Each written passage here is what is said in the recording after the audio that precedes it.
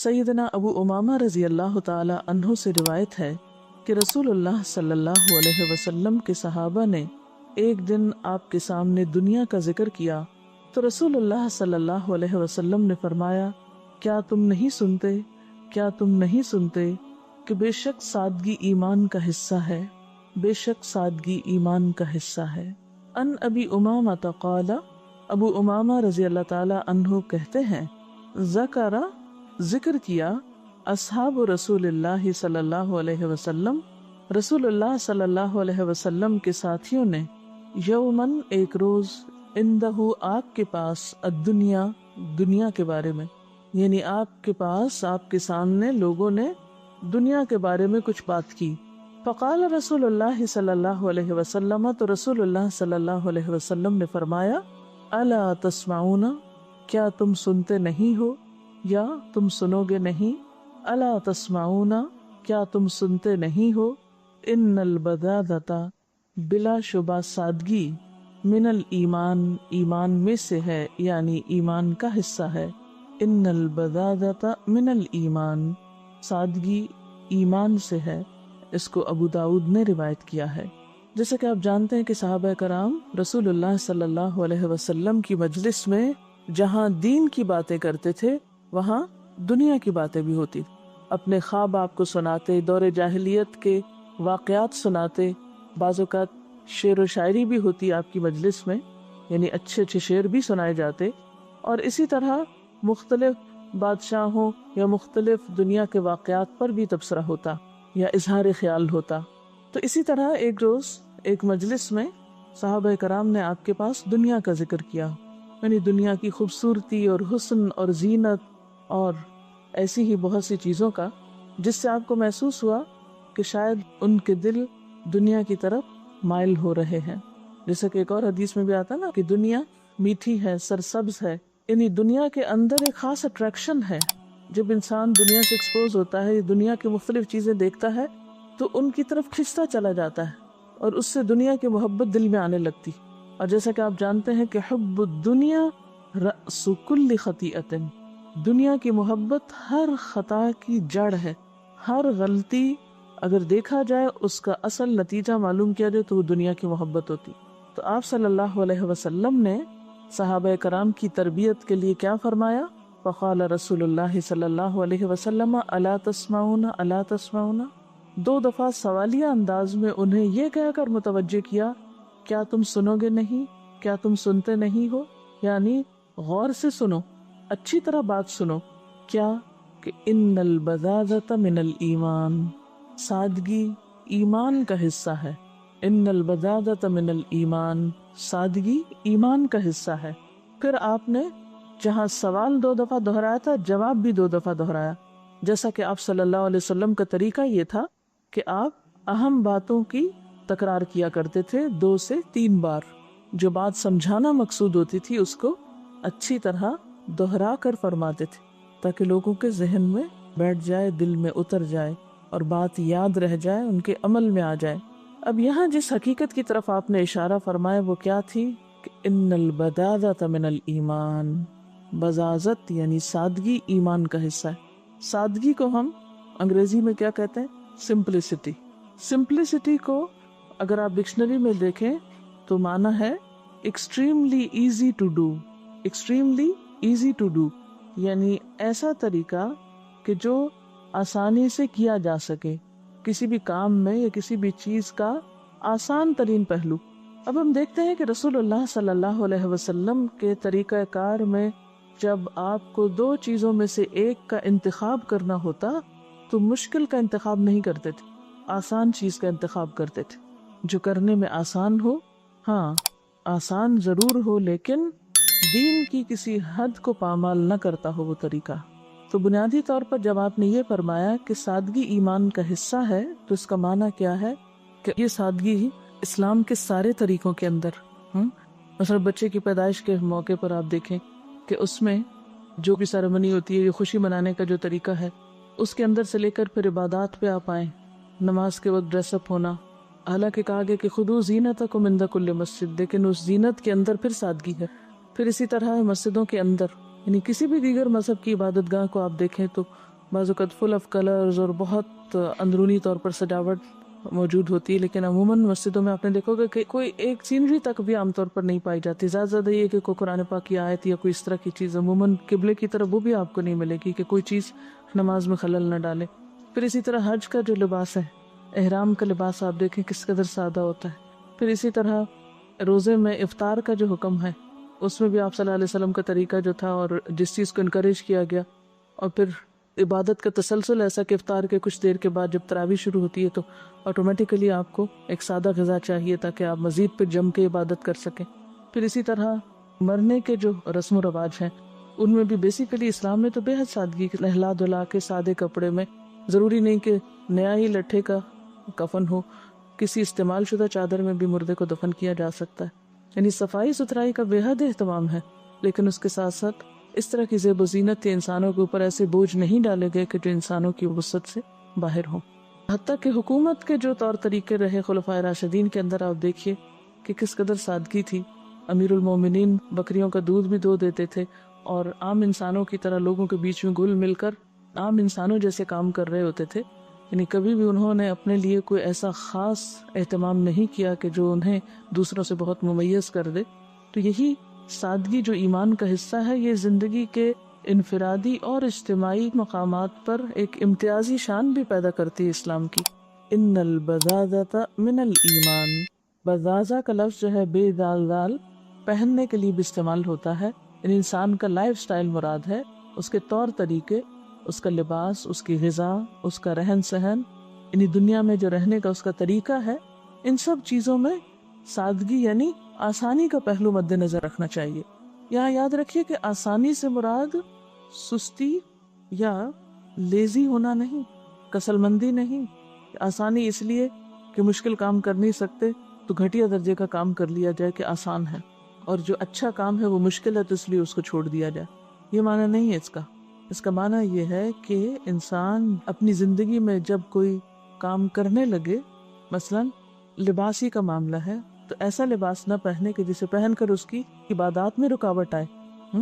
مثلا آپ ایسا لباس پہنے ہو جو بہت تنگ ہے، بہت ٹائٹ ہے، تو آپ رکو اور سجدہ کیسے کریں گے؟ مثلا جینز میں بہت سے لوگ پوچھتے ہیں جینز پہننا منع. بات یہ ہے کہ ایک خاتون جینز پہن کر نماز جیسی عبادت صحیح طور پر کس طرح کر سکتی؟ پورے خشوع و خضوع کے ساتھ آپ اللہ کے سامنے کیسے جھک سکتے ہیں؟ شادی بیاہ کے موقع پر زیادہ خوبصورتی کس چیز میں سمجھی جاتی ہے؟ زیادہ بھاری لباس پہنے. تو بھاری لباس پہننا کوئی خوبصورتی کی علامت نہیں ہے. اس کے برعکس ایسا لباس جو پہننے میں سہولت ہو، خوبصورت بھی نظر آئے، کیونکہ حدیث میں آتا ہے ان اللہ جمیل یحب الجمال. تو جمال کے بھی یا خوبصورتی کے بھی وہ طریقے اختیار کیے جائیں کہ جو آسان ہو، جن کو پہن کر انسان اپنی ذمہ داریاں صحیح طور پر ادا کر سکے. بعض اوقات ایسا ہوتا ہے کہ شادی میں خواتین ایسا لباس پہن لیتی ہیں کہ اگر چھوٹا دودھ پیتا بچہ ہے تو اس کو دودھ تک نہیں پلائیں گی، بچے کو اٹھا نہیں سکیں گی کہ نرم و نازک بچے کو اٹھا کر وہ کپڑا اس طرح چبھے گا یا لباس اس طرح اس کے لیے اذیت ناک ہوگا کہ کئی گھنٹے میں نے اپنی آنکھوں سے دیکھا ہے کہ مائیں شادی کے دن اپنے بچوں کو قریب نہیں پٹکنے دیتی، اپنی گود نہیں اٹھا سکتی، کیونکہ وہ شادی اٹینڈ کر رہی ہیں اور اس میں انہیں اپنے بناؤ سنگھار کو سب کے سامنے ایکسپوز کرنا ہے، لہٰذا وہ بچے کو کیا کریں. میں سوچی تھی کہ اس لباس نے ایک ایسا بیریئر ماں اور بچے کے درمیان قائم کر دیا کہ ماں بچے کو اٹھا کر گود نہیں لے سکتی، پیار نہیں کر سکتی، اس کو دودھ نہیں پلا سکتی، اس کو شفقت اور محبت نہیں دے سکتی، صرف اس لیے کہ وہ اتنی خود غرض ہو گئی کہ اس کو اس وقت صرف خود خوبصورت نظر آنا ہی اس کے نزدیک اہم ترین کام ہے. تو کوئی بھی ایسا لباس جو ہمارے بنیادی فرائض کے ادائیگی میں رکاوٹ ڈال دے وہ ایمان کے تقاضوں کے خلاف ہے. رہا اس میں دکھاوا اور شہرت کی طلب اور اسراف، وہ سب چیزیں الگ ہیں، کیونکہ وہ ایک الگ فرد جرم ہے کہ جو شخص دکھاوے کا یا شہرت کا لباس پہنے گا اللہ اس کو ذلت کا لباس پہنائے گا. جو لباس پہن کر فخر اور غرور اور تکبر کرے وہ بھی اللہ تعالیٰ کی نگاہ میں ناپسندیدہ ہے. خوبصورتی سے منع نہیں کیا گیا، لیکن ایک خوبصورتی ہے تکلف میں اور ایک خوبصورتی ہے سمپلسٹی میں. تو یہ جو سمپلسٹی ہے وہ خوبصورتی کے منافی نہیں ہے. تو ان البذاذۃ من الایمان، یہ ایمان کا حصہ ہے. جیسے نماز پڑھیں گے نہیں تو ایمان کہاں سے مکمل ہوگا؟ ایمان کی 70 سے اوپر شاخیں، ایمان کے تقاضے ہی پورے نہ ہو ایسے لباس پہننے میں تو آپ ایمان کی مضبوطی کا دعویٰ کیسے کر سکتے ہیں؟ پھر اسی طرح آپ دیکھیے کہ صرف لباس میں نہیں بلکہ غذا میں، اب آپ دیکھیے کہ سادہ غذا اور مرغن غذا، یہ ایسی غذا کہ جس میں غذائی عناصر کم ہو اور صرف زبان کا ذائقہ ہو، تو انسان کی صحت پر، انسان کے وقت پر، انسان کے بجٹ پر کس قدر اثر انداز ہو سکتی ہے، کیونکہ کھانا کھانا بھی ایک تفریح بن گیا۔ پہلے جب لوگوں کے پاس مال زیادہ ہوتا تھا تو وہ خدمت خلق کے کاموں کا سوچتے تھے، کوئی ہسپتال بنوا رہا ہے، کوئی اسکول بنوا رہا ہے، کوئی یتیم خانہ بنوا رہا ہے، یعنی انسانیت کی بھلائی اور ہمدردی کے کاموں میں ایکسٹرا مال خرچ ہوتا تھا لوگوں کا۔ اب انسانوں کی ہمدردی تو ختم ہوتی جا رہی ہے اللہ ماشاء اللہ، لہٰذا اب جب مال زیادہ ہو گیا ہے تو اس کو خرچ کہاں کریں؟ تو عموماً اس کو پھر کس میں خرچ کیا جا رہا ہے؟ تفریح میں، انٹرٹینمنٹ میں۔ تو اسی انٹرٹینمنٹ ہی کا ایک حصہ ہے کہ آپ پھر لباس ایسے پہنے، یعنی لباس کا پہننا اور دکھانا یہ ایک انٹرٹینمنٹ بن گیا۔ پھر ایسی غذائیں کھانا یا کھانے کے لیے ایسی جگہوں پر جانا، یعنی کھانے کی آؤٹنگ تفریح کا ذریعہ بن گئی، حالانکہ وہی سادہ غذا اسی پیسے میں کئی دن تک آپ کھا سکتے ہیں جو آپ چند گھنٹوں میں ختم کر کے رکھ دیتے ہیں۔ پھر اسی طرح جو رہن سہن ہے اس میں سادگی، یعنی گھر کی ڈیکوریشن جو ہے اس میں بعض اوقات اتنی فضول اور فالتو قسم کی چیزیں گھر میں لٹکا دیتے ہیں خوبصورتی کے نام پر کہ جن کی صفائی سے ہی فرصت نہیں، اور جب ان سے ہی فارغ نہیں آپ تو آپ اپنے بنیادی فرائض بھی، نماز تک آپ صحیح نہیں ادا کر سکتے۔ بعض اوقات نماز پڑھنے والوں تک کو دیکھا گیا ہے کہ وہ ان چیزوں میں اس حد تک آگے بڑھ جاتے ہیں، مثلاً طرح طرح کے کھانے پکانے میں یا گھر کی سجاوٹ میں، کہ ظہر آخری وقت پہ پڑی جا رہی ہے، عصر آخری وقت پہ پڑی جا رہی ہے، عشاء آخری وقت پہ پڑی جا رہی ہے، فجر کے لیے اٹھنا ہی محال ہے۔ یعنی دین میں ہوتے ہوئے، دین کی سمجھ رکھتے ہوئے پھر یہ طرز عمل اختیار کرنا، تو یہ سب ایمان کو نقصان دینے والی چیزیں۔ یعنی اگر ہم سوچیں تو ہم اپنے فرائض کو ادا کیوں نہیں کر پاتے؟ اس کے پیچھے وجہ کیا ہوتی ہے؟ کیا ہم واقعی بہت تعمیری کاموں میں مصروف ہیں؟ کون سی چیزیں ہمارے وقت میں خسارے کا باعث ہیں؟ اس کی ایک بہت بڑی وجہ محض تفریحات کے لیے جینا، محض زائد ضرورت زینت کے پیچھے بھاگ دوڑ کرنا، اور ایسے کام کرنا کہ جو انسان کو دین کی طرف جانے میں پھر رکاوٹ ڈالے۔ آپ صلی اللہ علیہ وسلم ایسا لباس پہنتے تھے کہ جس میں سہولت کے ساتھ عبادت ہو سکتی تھی، لیکن اس کے ساتھ ساتھ انتہائی صاف ہوتا تھا، کبھی کوئی داغ دھبا اس میں نہیں دیکھا گیا تھا۔ آپ نے بارہا وہ حدیث پڑھی ہوگی کہ جس میں ایک شخص صرف تکبر کی وجہ سے اپنا کپڑا لٹکا کے چلتا ہے تو اللہ تعالیٰ اس کو زمین میں دھنسا دیتے ہیں، اور قیامت کے دن اللہ تعالیٰ ایسے شخص کی طرف نگاہ اٹھا کے نہ دیکھیں گے، اس سے بات نہیں کریں گے جو محض تکبر کی وجہ سے اپنے کپڑے زمین پر لٹکا کے چلے۔ تو یہ سب کچھ ایمان کے منافی چیزیں ہیں، اس لیے کیا فرمایا کہ ان الوداعۃ من الایمان، سادگی، سادہ زندگی ایمان کا حصہ ہے، جو تصنع سے پاک ہے، جس میں آرٹیفیشیلٹی نہیں، جس میں بلا وجہ کا تکلف اور مشقت نہیں، جس میں سہولت ہے، جس میں انسان تعمیری کام کے لیے زیادہ وقت نکال سکتا ہے۔ ایک حدیث میں آتا ہے کہ ایک روز آپ صلی اللہ علیہ وسلم حضرت فاطمہ کے گھر تشریف لے گئے اور ان سے ملاقات نہ کی، دروازے سے ہی لوٹ گئے، کیونکہ آپ نے دروازے پر منقش رنگین پردہ لٹکا ہوا دیکھا۔ منقش کا کیا مطلب ہے؟ اس کے اوپر خوب کڑھائی ہوئی تھی۔ حالانکہ آپ کا معمول یہ تھا کہ جب بھی سفر سے واپس آتے تو سب سے پہلے حضرت فاطمہ سے ملاقات کرتے، لیکن آپ دروازے تک گئے اور واپس آ گئے۔ اس حدیث کے راوی عبداللہ بن عمر کہتے ہیں کہ جب حضرت علی رضی اللہ تعالیٰ عنہ گھر آئے اور فاطمہ کو غمگین اور پریشان دیکھا تو پریشانی کا سبب پوچھا۔ حضرت فاطمہ نے بتایا کہ آپ ہمارے یہاں آئے اور دروازے ہی سے لوٹ گئے، اندر نہیں آئے۔ یہ سن کر حضرت علی آپ کی خدمت میں حاضر ہوئے اور کہا کہ اے اللہ کے رسول صلی اللہ علیہ وسلم، فاطمہ کو اس بات کا بہت غم ہے کہ آپ ہمارے یہاں گئے اور فاطمہ سے نہیں ملے۔ تو آپ نے فرمایا، مجھے دنیا سے کیا دلچسپی، مجھے رنگین منقش پردوں سے کیا مطلب۔ حضرت علی حضرت فاطمہ کے پاس گئے اور آپ نے جو کچھ فرمایا تھا وہ حضرت فاطمہ کو بتا دیا۔ حضرت فاطمہ نے حضرت علی سے کہا کہ جائیے اللہ کے رسول صلی اللہ علیہ وسلم سے پوچھئے کہ وہ مجھے اس پردے کے بارے میں کیا حکم دیتے ہیں۔ تو آپ نے حضرت علی سے فرمایا کہ جاؤ فاطمہ سے کہو کہ اس پردے کو فلاں کے گھر بھیج دیں، یعنی پیغمبر کا گھر یا پیغمبر کی اولاد کا گھر ایسا نہیں ہونا چاہیے، کیونکہ آپ دنیا کے لیے ایک مثال بھی تھے۔ اگر آپ اور آپ کا گھرانہ ایسی چیزیں استعمال کرتا تو باقی سب لوگ اس سے کہیں آگے بڑھ جاتے۔ آپ صلی اللہ علیہ وسلم نے فرمایا، جو شخص کسی لباس کو شہرت حاصل کرنے کی غرض سے پہنے گا، یعنی لوگوں کو میں مشہور ہونے کے لیے، اللہ تعالیٰ اسے ذلت کا لباس پہنائے گا۔ ابن عمر کی روایت ہے کہ رسول اللہ صلی اللہ علیہ وسلم نے فرمایا، جو شخص تکبر کے طور پر اپنا کپڑا لٹکا کر اور گھسیٹ کر چلے گا، اللہ تعالیٰ قیامت کے روز اس کی طرف نظر اٹھا کر بھی نہیں دیکھے گا، یعنی نظر رحمت سے نہیں دیکھے گا.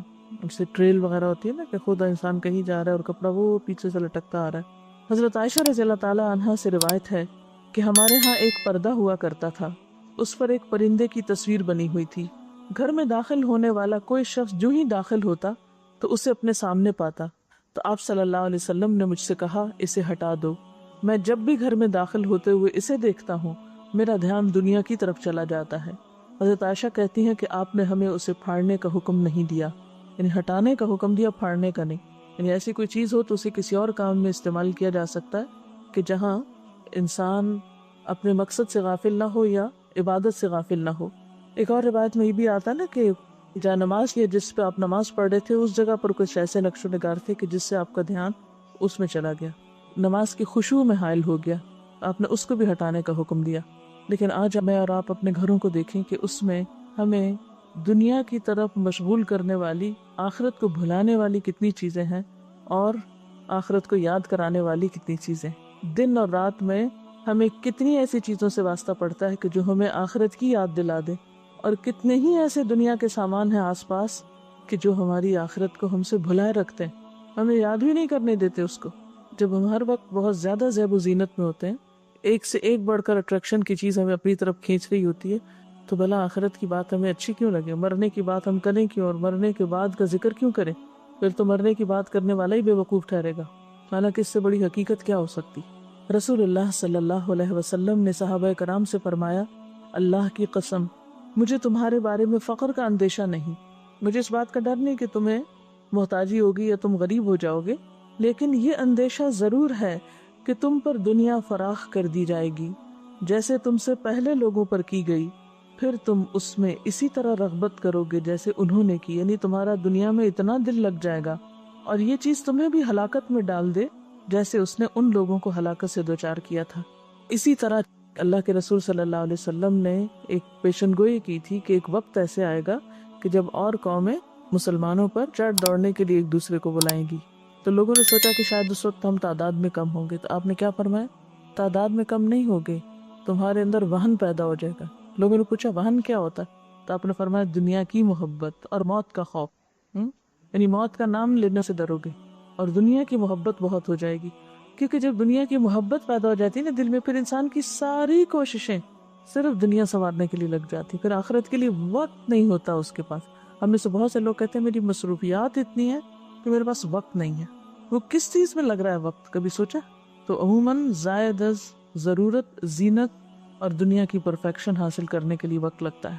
تو جب امت مسلمہ جس کی بنیادی ذمہ داری کچھ اور تھی، وہ اس ذمہ داری کو چھوڑ کر سارا وقت صرف دنیا سنوارنے بنانے میں لگ جائے تو پھر ظاہر ہے کہ وہ کمزور پڑ جائے گی اور دوسروں کو موقع مل جائے گا کہ وہ اس پر جیسے چاہیں حملہ آور ہوں.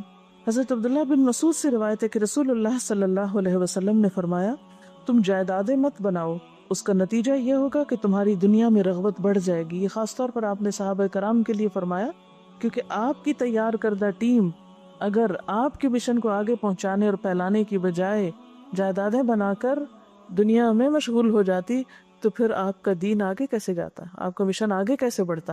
اس لیے خصوصی طور پر صحابہ کرام سے یہ قربانی طلب کی گئی. اور یہی وجہ کہ ہم دیکھتے ہیں کہ بعض اوقات انہوں نے بڑے بڑے علاقے فتح کیے، لوگوں نے آ کر اپنی خوب دنیا بنائی، لیکن وہ اپنے خیمے میں ہی رہتے رہے. انہوں نے بڑے بڑے محلات کے پاس اپنا خیمہ لگا کر زندگی کے باقی دن پورے کیے.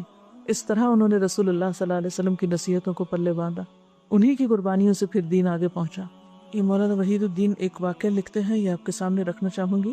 لکھتے ہیں کہ ایک مرتبہ میں ایک قصبے میں گیا، وہاں ایک مسجد میں چند بار نماز پڑھی. میں نے دیکھا کہ اس مسجد کے جو امام ہیں وہ لوگوں کے درمیان نہایت محبوب ہیں، لوگوں میں بہت پاپولر ہیں، لوگ ان کا بہت احترام کرتے ہیں. وہ جو بات کہہ دے اس کو تمام لوگ فوراً مان لیتے ہیں. میں نے مختلف لوگوں سے پوچھا کہ امام صاحب کی اس مقبولیت کا سبب کیا ہے. معلوم ہوا کہ وہ اسلام کے کچھ سادہ اصولوں کی پابندی کرتے ہیں اور یہی ان کی مقبولیت اور محبوبیت کا راز ہے. امام صاحب کا معمول تھا کہ وہ اذان سنتے ہی اپنے گھر سے نکل پڑتے تھے، مؤذن کے آخری کلمات کے ساتھ وہ مسجد میں داخل ہو جاتے. یہ گویا خدا کی پکار پر فی الفور دوڑ پڑنا ہے. اور جس آدمی کا یہ حال ہو کہ وہ خدا کی پکار پر فوراً دوڑ پڑے تو لوگ بھی اس کی طرف دوڑنے پر مجبور ہو جاتے ہیں۔ جو خدا کی پکار پر فوراً دوڑ پڑے تو لوگ بھی پھر اس کی طرف دوڑ پڑتے ہیں۔ اسی طرح امام صاحب کی عادت تھی کہ وہ ہمیشہ سلام میں پہل کرتے تھے۔ بہت ہی کم ایسا ہوتا تھا کہ کوئی شخص سلام کرنے میں ان پہ سبقت لے جائے، ان سے آگے بڑھے۔ جو شخص اس طرح لوگوں کو سلام کرنے لگے وہ گویا لوگوں کے حق میں اپنے جذبہ محبت کا اظہار کرتا ہے، اور جس آدمی کے دل میں دوسروں کے لیے محبت ہو دوسرے لوگ بھی اس سے محبت کرنے پر مجبور ہو جاتے ہیں۔ امام صاحب کی ایک اور صفت یہ تھی کہ وہ کبھی کسی سے سوال نہیں کرتے تھے۔ وہ اپنی آمدنی کے بقدر نہایت سادگی اور قناعت کی زندگی گزارتے تھے۔ یہ طریقہ بھی اپنے اندر بے پناہ کشش رکھتا ہے۔ دوسروں سے سوال کرنے والا دوسروں سے چھوٹا بن جاتا ہے، اور جو شخص دوسروں سے سوال نہ کرے وہ دوسروں کو اپنے سے بڑا دکھائی دینے لگتا ہے۔ امام صاحب کی ایک عادت یہ تھی کہ وہ صرف بقدر ضرورت کلام کرتے تھے، یعنی بات ضرورت کی بس کرتے تھے۔ وہ دوسروں کی بات زیادہ سنتے، خود کم بولتے تھے۔ جو کچھ بولتے سوچ سمجھ کے بولتے۔ یہ بھی ایک نفسیاتی حقیقت ہے کہ کم بولنا آدمی کو باوزن بنا دیتا ہے۔ کم بولنا انسان کو باوزن بنا دیتا ہے، اور زیادہ بولنا انسان کو ہلکا کر دیتا ہے۔ یعنی بہت باتونی ہونا کوئی اچھی صفت نہیں۔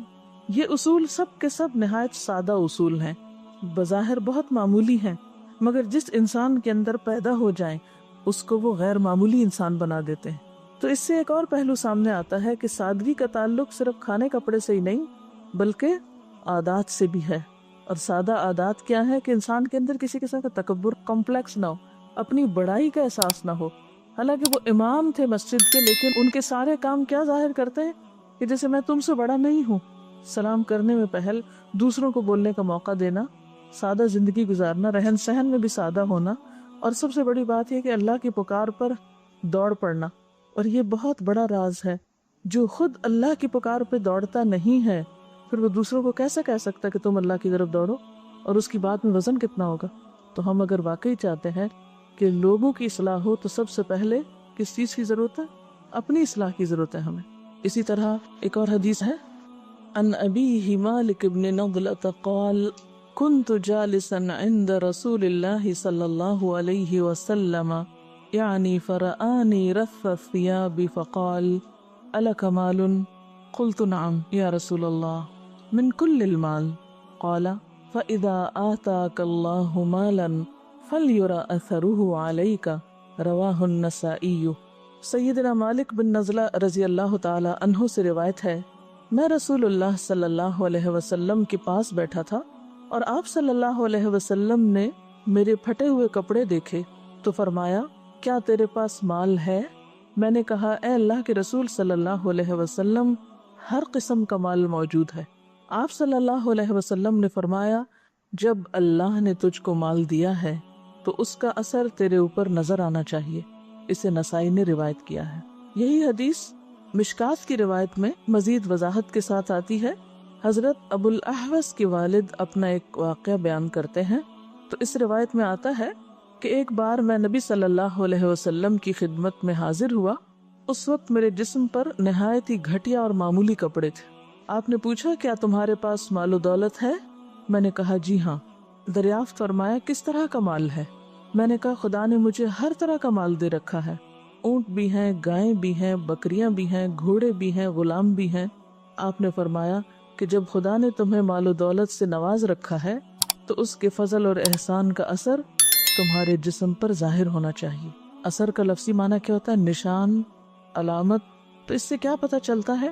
جیسا کہ قرآن پاک کی ایک آیت میں بھی آتا ہے، وَأَمَّا بِنِعْمَةِ رَبِّكَ فَحَدِّثْ، جہاں تک تمہارے رب کی نعمت کا تعلق ہے، فحدث، تو اس کو بیان کرو۔ تحدیث نعمت شکر نعمت میں آتا ہے، اور تحدیث نعمت کیا ہے؟ نعمت کا ذکر کرنا، اور ذکر کرنا صرف زبان سے نہیں، انسان کے جسم پر اور انسان کے رہن سہن میں اس نعمت کا اثر نظر آنا چاہیے۔ سادگی سے مراد گھٹیا لباس پہننا نہیں، میلا کچیلا پہننا نہیں، بدحالی کا ظاہر کرنا نہیں، بلکہ اس کے برعکس صاف ستھرا اور آرام دہ لباس پہننا بھی ہے۔ سورۃ الاعراف میں اللہ تعالیٰ خاص طور پر نماز کے وقت، عبادت کے وقت زینت اختیار کرنے کا حکم دیتے ہیں۔ خذوا زینتکم عند کل مسجد، ہر مسجد کے پاس یعنی ہر نماز کے وقت، عبادت کے وقت کیا کرو؟ اپنی زینت اختیار کرو. اور زینت سے مراد یہاں صاف ستھرا اچھا لباس ہے. لیکن عام طور پر ہم کیا کرتے ہیں کہ نماز تو میلے کے چالے کپڑوں میں ہی پڑھ لیتے ہیں، اور جب پڑھ کر فارغ ہوتے ہیں پھر اچھے کپڑے پہن لیتے ہیں. تو عند کل مسجد سے مراد یہ بھی ہے کہ جو اجتماعی عبادات ہوتی، جیسے خاص طور پر جمعے کے دن صاف ستھرا لباس پہننا اور غسل کرنا، خوشبو لگانا اور ایک اہتمام کرنا، اس لیے بھی ضروری ہے کہ اس دن مسلمان اکٹھے ہو کر نماز جمعہ پڑھتے ہیں. تو جن عبادات میں، جن کاموں میں لوگ اکٹھے ہوں، وہاں صفائی ستھرائی کا اہتمام اور بھی ضروری ہے. اکٹھے ہو کر لباس کی نمائش تو مقصود نہیں، لیکن ایسا انداز ضرور کہ جو اپنے لیے بھی اور دوسروں کے لیے بھی ایک خوشکن منظر پیش کرتا ہو، نہ کہ انسان مصنوعی طور پر غریب، فقیر یا بدحال نظر آئے، جس سے اپنے اندر بھی ایک مصنوعی قسم کی عاجزی لائی جائے اور دوسروں کی نظر میں بھی ایک ایسا امپریشن دیا جائے کہ جو اسلام میں مطلوب نہیں. انسان کو وہی نظر آنا چاہیے جو وہ ہے. یعنی اگر مالدار ہے تو مالدار نظر آنا چاہیے، اور اگر وہ مالدار نہیں تو جھوٹا امیر بھی نظر نہیں آنا چاہیے. یعنی دکھاوے کا لباس اور شہرت کا لباس جو ہے وہ بھی ناپسندیدہ ہے. پھر اسی طرح ہم دیکھتے ہیں قرآن پاک میں اللہ تعالیٰ فرماتے ہیں کلوا واشربوا ولا تسرفوا، کھاؤ پیو لیکن اسراف نہ کرو. اسی طرح حدیث میں آتا ہے لا ينظر اللہ الی من جر ثوبہ خیلا، اللہ تعالیٰ ایسے شخص کی طرف نظر اٹھا کے بھی نہیں دیکھتا کہ جو اپنا کپڑا تکبر کی وجہ سے لٹکا کے چلے، یعنی زمین پہ کھینچے. جس سے کیا پتہ چلتا ہے کہ اسلام میں نعمتوں کا استعمال منع نہیں ہے. اصل چیز جو منع ہے وہ دنیا کی محبت اور لالچ اور طمع ہے. یعنی اچھی چیزوں کا یا اچھے رہن سہن کا انتخاب کرنے میں حرج نہیں، لیکن ایسی چیزوں کے پیچھے دوڑنا اور صرف انہی چیزوں کے خواب دیکھنا اور اسی کو زندگی کی منزل اور تمنا بنا لینا، یہ درست نہیں. حدیث میں آتا ہے لیس الغنى عن کثرت العرض ولکن الغنى غنى النفس، کہ غنا جو ہے، تونگری جو ہے، وہ کثرت سامان میں نہیں ہوتی کہ کسی کے پاس بہت کچھ ساز و سامان ہے تو اس کا دل بھی غنی ہوگا. ولکن الغنى غنى النفس، اصل غنا جو ہے وہ دل کی غنا، کہ دل کے اندر چیزوں کی محبت نہ ہو، دنیا کی محبت نہ ہو. اس کی مثال سمندر پر چلتی ہوئی کشتی کی ہے کہ اگر انسان اس کشتی کے اندر بیٹھا ہے اور وہ کشتی چل رہی ہے تو انسان کے لیے فائدہ مند ہے، اور اگر پانی کشتی کے اندر بھرنا شروع ہو جائے تو وہی انسان کے لیے ہلاکت کا سبب ہے. دنیا سمندر کی طرح ہے جس سے انسان فائدہ اٹھاتا ہے. یعنی مال کو اللہ تعالیٰ نے زندگی گزارنے کا ذریعہ بنایا ہے. قرآن پاک میں آتا نا کہ اس سورۃ النساء کی آیت ہے وَلَا تُؤْتُوا السُّفَهَاءَ أَمْوَالَكُمُ الَّتِي جَعَلَ اللَّهُ لَكُمْ قِيَامًا وَارْزُقُوهُمْ فِيهَا وَاكْسُوهُمْ وَقُولُوا لَهُمْ قَوْلًا مَّعْرُوفًا، کہ نادان بچوں کو، کم عقل لوگوں کو اپنے مال مت دو، یعنی بچوں کے ہاتھ میں پیسہ مت دو. کیوں؟ اور خصوصاً یتیم بچوں کے معاملے میں یہاں بات کی جا رہی ہے کہ وہ ضائع کر دیں گے، ان کو پتہ ہی نہیں ان کے فائدے میں کیا اور کیا نہیں. اس سے پہلے کہ وہ عقل و شعور کی عمر کو پہنچے اس سے پہلے ہی اس کو ضائع کر بیٹھیں گے. اور عام حالات میں بھی بچوں کو زیادہ پیسے دینا ان کو بگاڑنے کا ذریعہ بن جاتا ہے. تو لا تؤتوا السفهاء اموالکم، کیا ہے مال؟ التی جعل اللہ لکم قیاما، کہ مال کو اللہ نے تمہارے لیے قیام زندگی کا ذریعہ بنایا، یعنی زندگی میں استعمال کی چیز ہے. یعنی مال کیا ہے؟ زندگی گزارنے کا ایک وسیلہ ہے. اس مال کو ضائع نہ کرو، کیونکہ ایک اور حدیث میں بھی آتا ہے کہ اللہ تعالیٰ کو 3 چیزیں سخت ناپسند ہے، جن میں سے ایک مال کا ضائع کرنا ہے. ان اللہ کرہ لکم ثلاثا قیل وقال واضاعۃ المال وکثرت السؤال، اللہ نے تمہارے لیے قیل و قال کو، مال ضائع کرنے کو اور کثرت سوال کو ناپسند کیا ہے. تو مال کی مثال سمندر کے پانی کی طرح ہے. جب تک کشتی اس کے اوپر چلتی ہے وہ انسان کے لیے بڑا ہی فائدہ مند ہے، اس کی بہت سی مشکلات آسان ہو جاتی ہیں، سفر کی مشقت کم ہو جاتی. لیکن اگر وہی پانی کشتی کے اندر آ جائے تو انسان کو ڈبونے اور ہلاک کرنے کا ذریعہ بن جاتا ہے. یعنی اگر مال کی محبت انسان کے دل میں اتر جائے تو پھر کیا ہوتا ہے کہ انسان مال کا بندہ بن جاتا ہے. اور اسی کے بارے میں آتا ہے تَئِسَ عَبْدُ الدِّینار، برباد ہوا دینار کا بندہ، درہم کا بندہ، مال کا بندہ. کیونکہ پھر اس کی ساری دلچسپی اور اس کی ساری توجہ زندگی میں کس چیز کی طرف رہے گی؟ مال کمانے کی طرف. پھر وہ اللہ اور بندوں کے حقوق بھول جائے گا. تو یہاں پر جس چیز کی طرف توجہ دلائی گئی ہے وہ کیا ہے کہ تم کھاؤ پیو پہنو، صدقہ بھی کرو، اپنا حق بھی دو، بندوں کا حق بھی دو، لیکن تکبر نہ کرو، اسراف نہ کرو، اس سے تمہارے دل میں غرور نہ آئے۔ دنیا سے جو زہد مطلوب ہے وہ کون سا ہے؟ قلبی زہد، عملی زہد مطلوب نہیں ہے کہ آپ نہ کھائیں نہ پیئیں نہ پہنے نہ اوڑھیں۔ اس سے کیا ہوتا ہے کہ انسان زندگی کی گاڑی چلا ہی نہیں سکتا۔ اگر آپ کھائیں گے نہیں تو کس طرح آپ کام کریں گے؟ اگر آپ نہائیں دھوئیں گے نہیں، کمفرٹیبل لباس نہیں پہنیں گے، صاف ستھرے نہیں ہوں گے تو کس طرح کام چلے گا؟ سادگی کا مطلب پھٹے پرانے کپڑے پہننا نہیں ہے، بلکہ اگر اللہ نے آپ کو اچھے کپڑے دیے ہیں تو تکبر کے اظہار کے بغیر، اسراف کے بغیر آپ ان کو پہن سکتے ہیں، اس میں کوئی قباحت نہیں ہے، جب تک کہ لباس کی ایسی محبت دل میں نہ ہو کہ جس کی وجہ سے پھر آپ کسی اور کام کے قابل نہ رہیں۔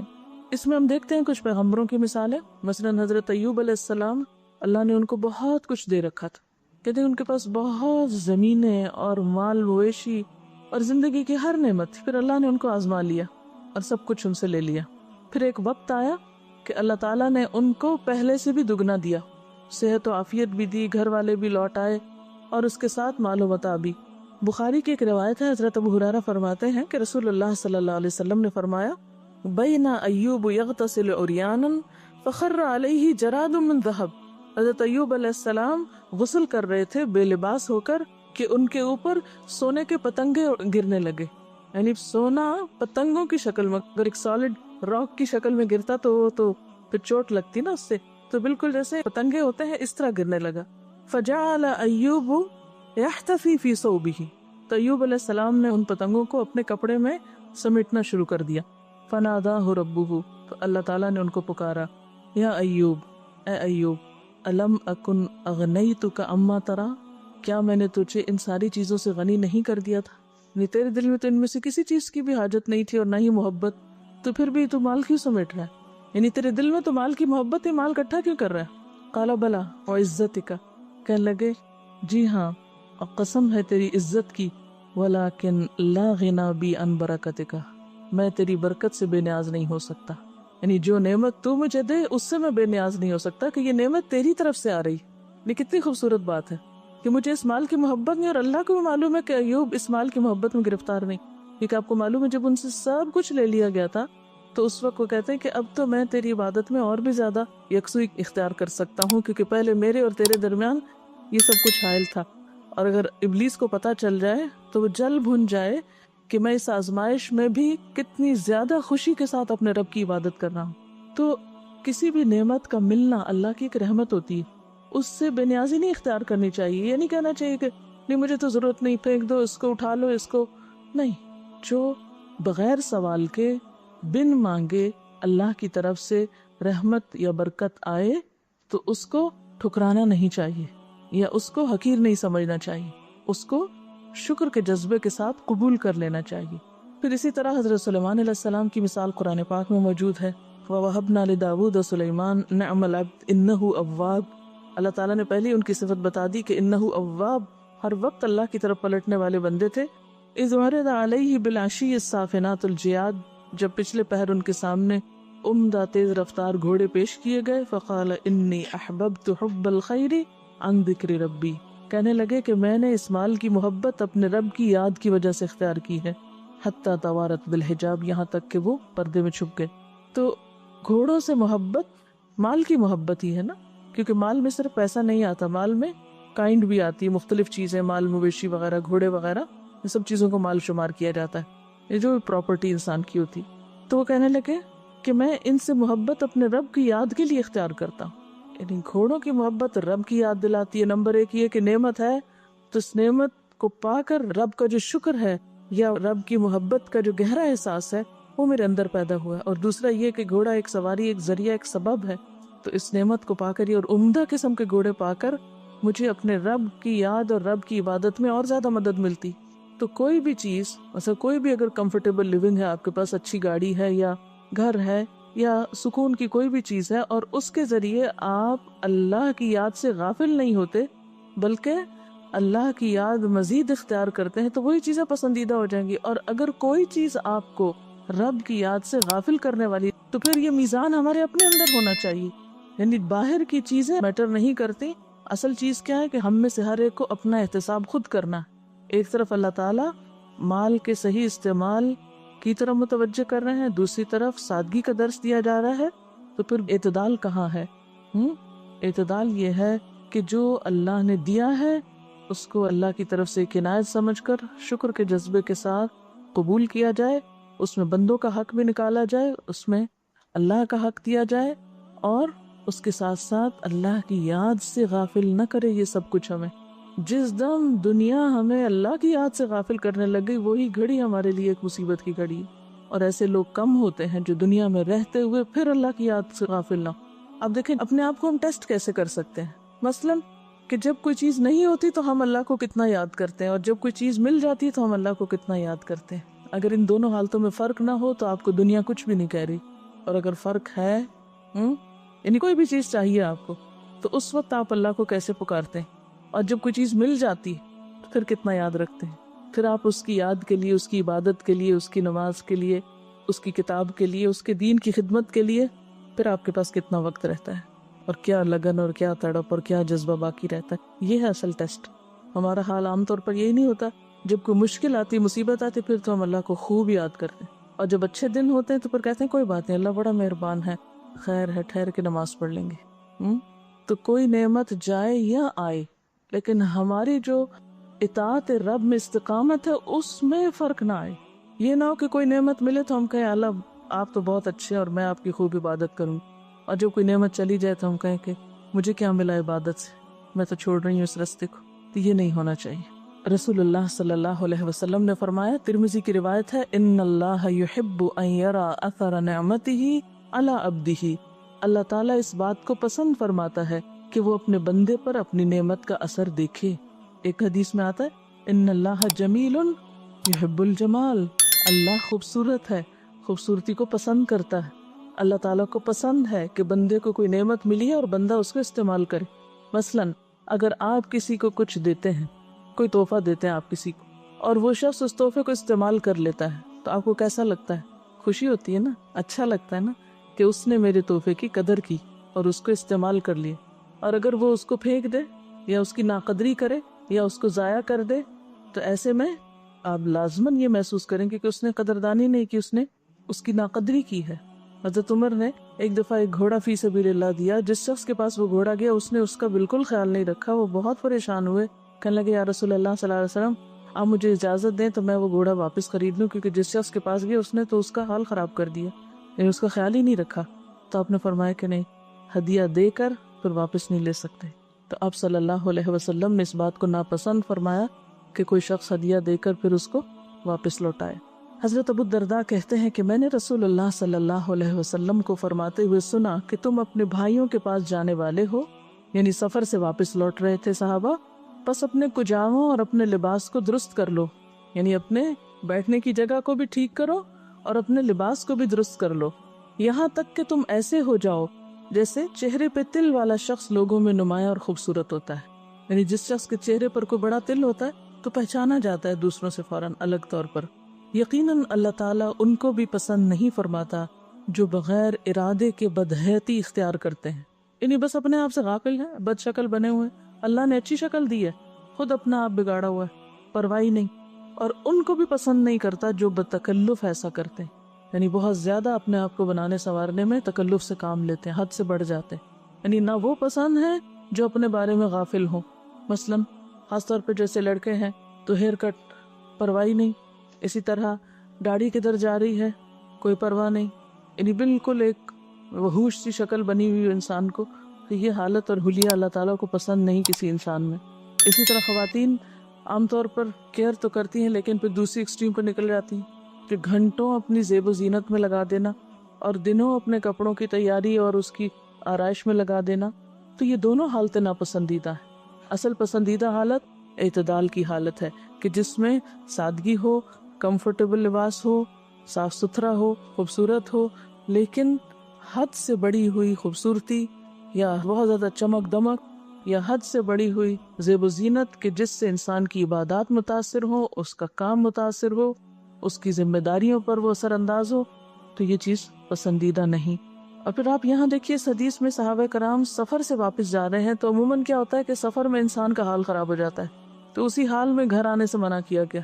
حتیٰ کہ صحابہ کرام کو جب بھی آپ صلی اللہ علیہ وسلم کسی غزوہ سے واپس لوٹتے تو رات کو گھر جانے سے منع کرتے اور کہتے کہ اطلاع دو پہلے.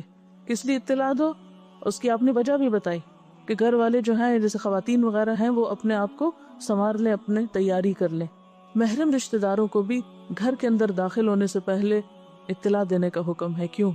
یا ایھا الذین آمنوا لا تدخلوا بیوتا غیر بیوتکم حتی تستأنسوا وتسلموا علی اہلھا. اور ایک اور جگہ پر بھی آتا ہے نا جس میں بچے بھی جب بڑے ہو جائیں تو وہ بھی کیا کریں، گھر میں داخل ہونے سے پہلے سلام کریں، اطلاع دیں، یعنی گھر والوں کو مانوس کریں. کیوں؟ تاکہ گھر میں جو شخص ہے وہ اپنے حال حلیے کو سنوار لے.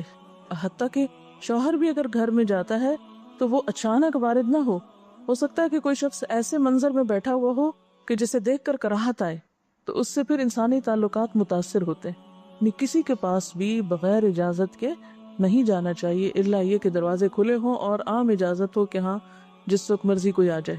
لیکن خاص طور پر ایسے اوقات یا ایسی جگہیں کہ جو پرائیویسی کی ہوں، وہاں اجازت کے بغیر داخل ہونا اسلام کے روح سے منع ہے. وَإِن قِيلَ لَكُمُ ارْجِعُوا فَارْجِعُوا، اور جب کہا جائے واپس چلے جاؤ تو واپس چلے جاؤ، اس پر بھی برا نہ مناؤ. هُوَ أَزْكَىٰ لَكُمْ، یہ بات تمہارے لیے زیادہ پاکیزہ ہے. تو ان سارے احکامات کا مطلب کیا ہے؟ یہ ساری پیش بندیاں کیوں ہیں؟ تاکہ انسانوں کے تعلقات متاثر نہ ہوں. ابو داؤد میں آتا ہے، عبداللہ بن عباس کی روایت ہے کہ میں نے آپ صلی اللہ علیہ وسلم کے جسم مبارک پر بہتر سے بہتر لباس دیکھا ہے. یعنی آپ گھٹیا اور پھٹا پرانا لباس نہیں پہنتے تھے، صاف ستھرا اور کمفرٹیبل ڈریس. حضرت براء بن عازب سے روایت ہے کہ رسول اللہ صلی اللہ علیہ وسلم میانہ قد کے تھے. میں نے آپ کو سرخ جوڑا پہنے ہوئے دیکھا، میں نے آپ سے زیادہ حسین چیز کوئی نہیں دیکھی. تو اس سے پتہ چلتا ہے کہ آپ صلی اللہ علیہ وسلم کا جو ایک منظر تھا یا جو ایک حلیہ تھا وہ خوبصورت منظر تھا. حضرت عائشہ سے روایت ہے کہ رسول اللہ صلی اللہ علیہ وسلم ایک دن گھر سے باہر تشریف لائے اور آپ کے جسم اطہر پر سیاہ بانوں کی بنی ہوئی ایک نقش و نگار والی چادر تھی. اب وہاں ہم دیکھتے ہیں کہ ایک نقش و نگار والے پردے کو دیکھ کر آپ گھر میں داخل نہیں ہوئے اور یہاں آپ کے اپنے جسم پر تھی. تو اصل ممانعت نقش و نگار کی نہیں کہ نقش و نگار ہونا نہیں چاہیے، کڑھائی ہونی نہیں چاہیے. اصل ممانعت کس چیز کی ہے؟ ہاں، حد سے بڑے ہوئے نقش و نگار اور حد سے بڑی ہوئی زیب و زینت جو انسان کو اپنے اندر مگن کر لے. اعتدال میں رہتے ہوئے نقش و نگار یا خوبصورتی جو ہے اس کی ممانعت نہیں ہے. حضرت انس فرماتے ہیں کہ آپ صلی اللہ علیہ وسلم کو یمنی منقش چادر کپڑوں میں زیادہ پسندیدہ تھی. یعنی جو آپ چادر اوڑھتے تھے تو اس پہ نقش ہوتے تھے، اور وہ یمنی چادریں جن میں عموماً دھاریاں بھی بنی ہوتی تھی وہ پسند تھیں آپ کو. اب آپ دیکھیے کہ یہ کیوں کہا گیا کہ اگر اللہ نے نعمت دی ہے تو اثر نظر آنا چاہیے، دکھائی دینا چاہیے. اس کے پیچھے کیا فلسفہ ہے؟ بنیادی طور پر شکر کا جذبہ. کیونکہ جب انسان ایک ناپسندیدہ حالت میں ہوتا ہے تو وہ ایک طرح سے چغلی کھا رہا ہوتا ہے. کس کی؟ اپنے دینے والی کی. مثلاً اگر کسی شخص کے پاس ہے کچھ اور اس کے بچے پھٹے پرانے کپڑوں میں، وہ بچے تو بچے ہیں، وہ تو معصوم ہیں، ان کا تو کوئی قصور نہیں، لیکن الزام کس پہ آتا ہے؟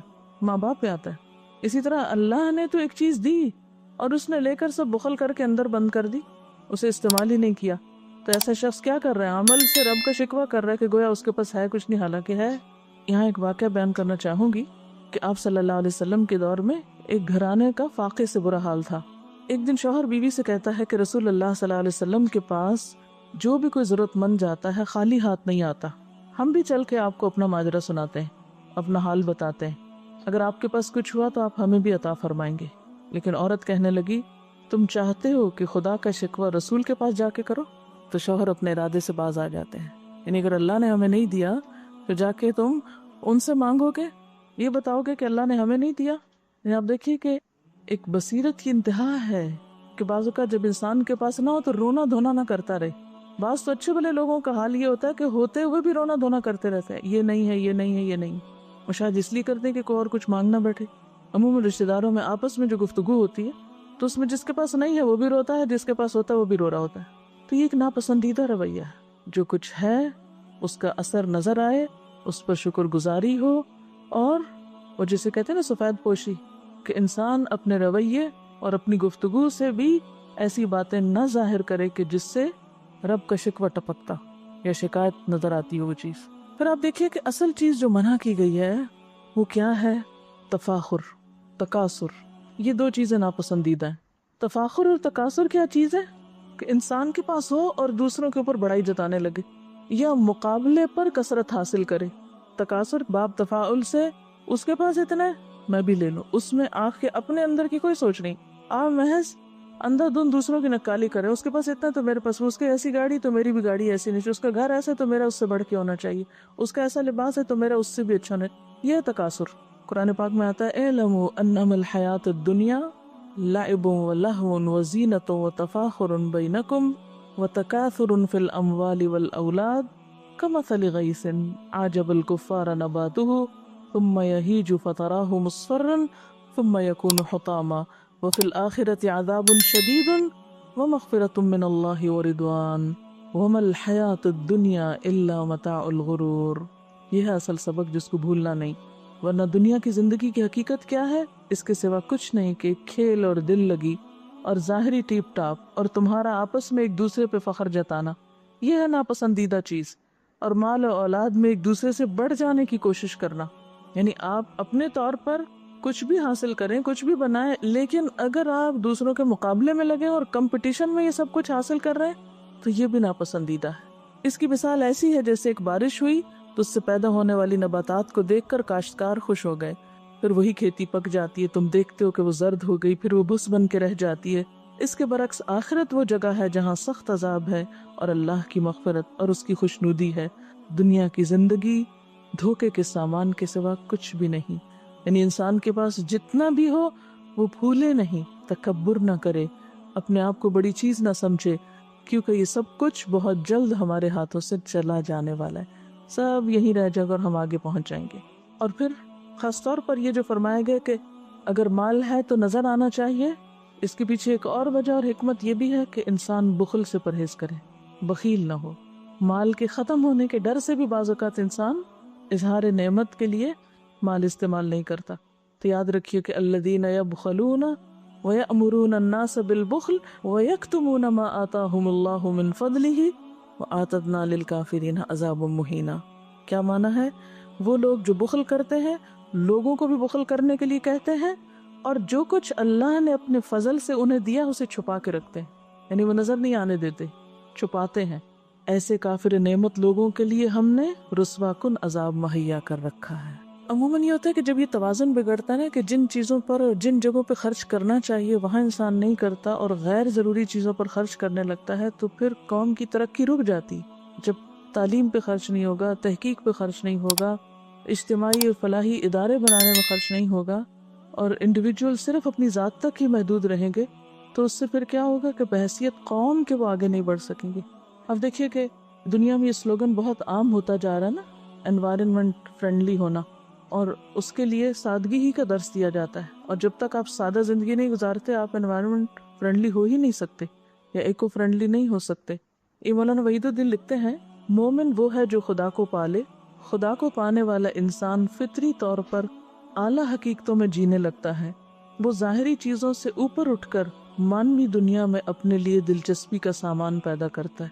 یعنی اس کی دلچسپیاں ظاہری چیزوں سے نہیں ہوتی بلکہ اس سے اوپر اٹھ کر ان چیزوں کے پیچھے جو روح ہوتی ہے وہ اس کو اٹریکٹ کرتی ہے اور اس میں وہ دلچسپی لیتا ہے. ایسا انسان عین اپنے مزاج کے مطابق سادگی پسند انسان بن جاتا ہے. اس کا نظریہ یہ ہوتا ہے کہ سادہ زندگی گزارو، البتہ اپنی سوچ کو اونچا رکھو. جو آدمی مانوی حقیقتوں کا ذوق آشنا ہو جائے اس کے لیے ظاہری اور مادی چیزوں میں کوئی لذت باقی نہیں رہتی. ایسے آدمی کو سادگی میں لذت ملنے لگتی ہے. بناوٹی تکلفات اس کی نظر میں اپنی کشش کھو دیتے ہیں. اس کی روح کو فطری چیزوں میں سکون ملتا ہے. غیر فطری اور مصنوعی رونقیں اس کو ایسے محسوس ہونے لگتی ہیں جیسے کہ وہ اس کی اندرونی دنیا کو بکھیر رہی ہیں، جیسے کہ وہ اس کے روحانی سفر میں ایک رکاوٹ ڈال رہی ہیں. سادگی مومن کی طاقت ہے، وہ مومن کی مددگار ہے. سادگی کا طریقہ اختیار کر کے مومن اس قابل ہو جاتا ہے کہ وہ اپنے وقت کو غیر متعلق چیزوں میں ضائع نہ کرے، وہ اپنی توجہ کو غیر ضروری چیزوں میں الجھانے سے بچائے اور اس طرح اپنے آپ کو کامل طور پر صرف اپنے مقصد اعلیٰ کے حصول میں لگا سکے. سادگی مومن کی غذا ہے. سادگی اس کی تواضع کے لیے ایک لباس بن جاتی ہے. سادگی کے ماحول میں اس کی شخصیت زیادہ بہتر طور پر پرورش پاتی ہے. سادگی مومن کا حسن ہے. سادگی مومن کے لیے زندگی ہے. مومن اگر اپنے آپ کو مصنوعی رونقوں میں پائے تو اس کو ایسا محسوس ہوگا جیسے اس کو کسی قید خانے میں بند کر دیا گیا۔ مومن آخری حد تک اپنے آپ کو خدا کا بندہ سمجھتا ہے، یہ چیز اس کو ابدیت کے احساس میں جینے والا بناتی ہے، اور جو انسان ابدیت کے احساس میں جی رہا ہو اس کا مزاج لازمی طور پر سادگی کا مزاج ہوتا ہے۔ غیر سادگی کا انداز اس کے مزاج سے مطابقت نہیں رکھتا، اس لیے وہ اس کو اختیار بھی نہیں کر سکتا۔ اور آپ دیکھیں کہ سادگی گفتگو کے اندر اور تحریر کے اندر بھی بہت ضروری ہے۔ جو پیچھے ہم نے بات کی تھی نا کہ لباس میں ہو، غذا میں ہو، رہن سہن میں، تو صرف اس میں ہی نہیں اور صرف ریچولز میں نہیں بلکہ انسان کے جو انداز ہیں یا اللہ تعالیٰ نے اس کو جو اظہار کی قوتیں دی ہیں ان کے اندر بھی سادگی۔ اگر آپ مشکل پسند ہے اور مشکل لفظ بولتے ہیں یا مشکل زبان استعمال کرتے ہیں، خواہ وہ بولنے میں یا لکھنے میں، تو وہ شاید آپ کو تو تسکین دے کہ آپ اپنی علمیت کا روک جھاڑیں، لیکن دوسرے کے لیے ایک مشقت کا، مشکل کا سبب ہو سکتی ہے۔